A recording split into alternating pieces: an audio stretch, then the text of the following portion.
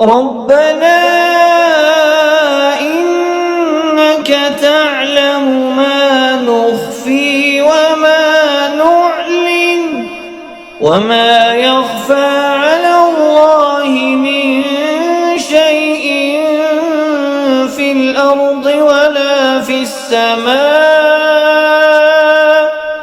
الحمد لله الذي وهب لي على الكبر إسماعيل وإسحاق إن ربي لسميع الدعاء.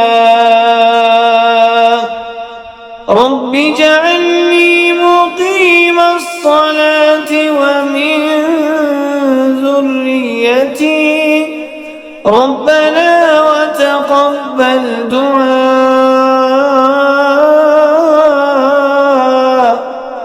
ربنا اغفر لي ولوالدي وللمؤمنين ربنا اغفر لي ولوالدي وللمؤمنين يوم يقوم الحساب.